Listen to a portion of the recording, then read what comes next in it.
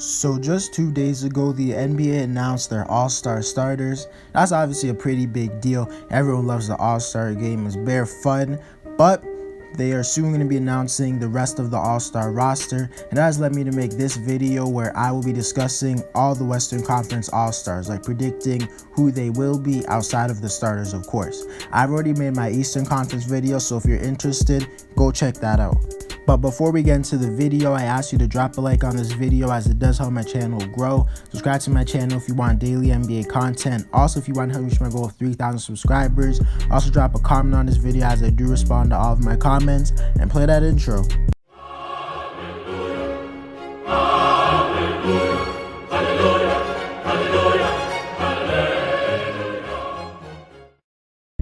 The first player I want to talk about to be an All-Star is in the reserves, and that's in the guard position. And the first guard I think will be selected is Chris Paul. Chris Paul simply has to make the All-Star team. He might not be putting up more impressive stats than other candidates, but Chris Paul is definitely a top 10 player in the league when it comes to his impact on the game. I also think all the coaches and stuff and players just know he's gonna get voted in by them, because like all the coaches know how great Chris Paul is. He's literally averaging 14 points and 10 assists. I believe he leads the league in assists. He's also on the team that has the best record by a decent margin. So the team with the best record in the league definitely has to get an All-Star level player, like get a player in the All-Star game. And Chris Paul has definitely been that. No arguments about that. He's top 10 in the MVP race, so he has to be an All-Star.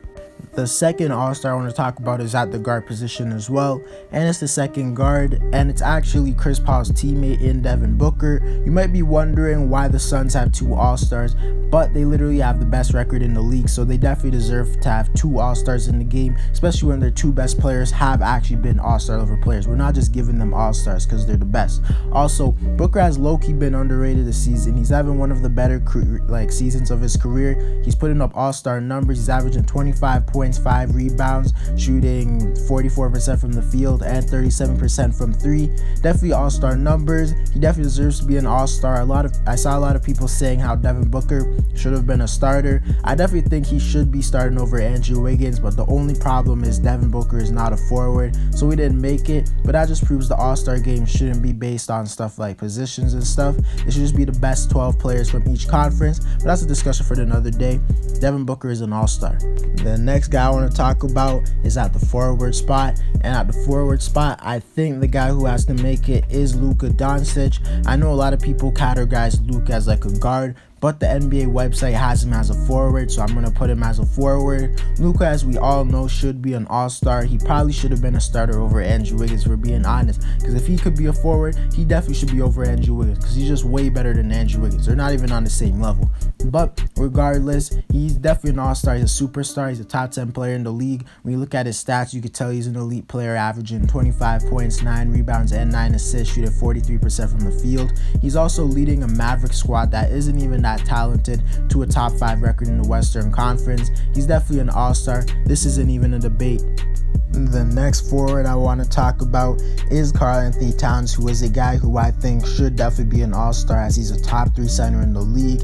He's on the Timberwolves, who haven't been amazing, but at least they're not one of the worst teams in the league. They could still make the playoffs right now. They might even be the 8th seed depending on when you're watching this video. We all know that KarlAnthony Towns is an All-Star level player. He's the best shooting big man in NBA history. At the making of this video, he's averaging 24 points, 9 rebounds, and 3 assists. Definitely All-Star numbers. He's able to be in the front court because obviously he's a center, so he just fits in perfectly. I don't really see any other front court players who deserve it more than him. The next player I want to talk about is Rudy Gobert of the Utah Jazz. And yes, I know people do not like to see Rudy Gobert in the All-Star game. I don't even know if I like it seeing myself, because people view him as like a boring player. Who wants to see a guy in the All-Star game whose only literal offensive package is alley-oop dunks and layups? I know Rudy Gobert is going to make the All-Star team because he's probably the most impactful player for the Utah Jazz. He's carrying this team's whole defense. Without him, I promise you they're one of the worst defenses in the league. He's not even like really fun to watch, but he will be an All-Star. Coaches and stuff will vote him in. He's even been in the top 10 for the MVP race for most of the season. He's definitely going to make the team. He has pretty impressive stats of 16 points, 5 rebounds, which is actually really impressive, and I would say that's All-Star level numbers, especially when you realize he's like the most impactful defender in the NBA. You may not like it, but I guarantee you Rudy Gobert will be an NBA All-Star. The next spot is the wild card. This something. It doesn't really need any positions, just two random players to make the team. And I think the guy who's going to make it is Donovan Mitchell of the Utah Jazz. The Jazz have been impressive enough, I guess, to get 2 All-Stars. And simply Donovan Mitchell has been having another spectacular season that has gone under the radar. It seems like we've just been underrating Donovan Mitchell so much because he's in Utah, but he's been fantastic. He's averaging 25 points, 5 rebounds, 4 rebounds, 25 points, 5 assists, and 4 rebounds on solid efficiency. He definitely is putting up All-Star numbers. I think he's a guy who everyone wants to see in the All-Star game. He's an exciting player to watch. He definitely deserves to be in the game. I don't think anyone should be arguing with this.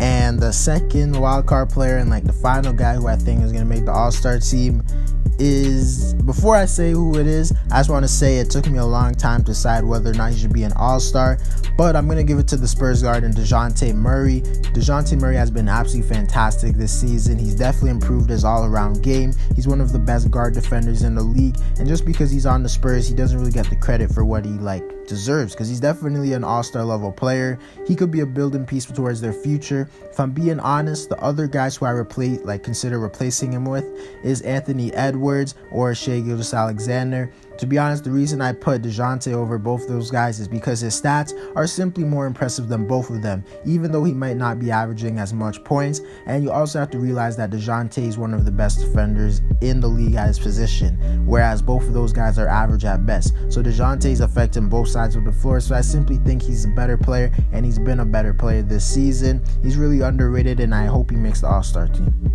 To give some quick honorable mentions, I want to talk about Shai Gilgeous-Alexander. He's definitely an honorable mention. I didn't put him in the All-Star game because although his stats have looked like an All-Star, he simply hasn't been as good as he was last season, and last season he wasn't even an All-Star. Also, his team is one of the worst teams in the league, so you could say they don't even deserve to get one, even though he has been an All-Star player, you know what I'm saying? But he's also been one of the least efficient players in the NBA. I know Shai is good, don't get it wrong, I'm not saying he's bad, but look at the stats, he's been one of the least efficient players in the NBA. I simply don't think you should be an All-Star this season, especially over some of the other guys like Dejounte. The other honorable mention is Anthony Edwards of the Timberwolves. I really wanted to add Anthony Edwards in this video, and I really want him to make the All-Star team, but there was simply not enough space, and for the previous reason that I explained. Dejounte just deserved to be an All-Star more than him. Also, the Timberwolves have not been good enough to have 2 All-Stars, even if they have been winning. Not if they've been winning, even if they do have 2 All-Star guys on their team. But Anthony Edwards is definitely an All-Star level player. He's taking a big leap this season. It's inspiration. But the Western Conference is way too strong, especially at the guard position. And I guess I'll just point out Anthony Davis has missed way too much games to be an All-Star, and Russell Westbrook simply has not been good enough.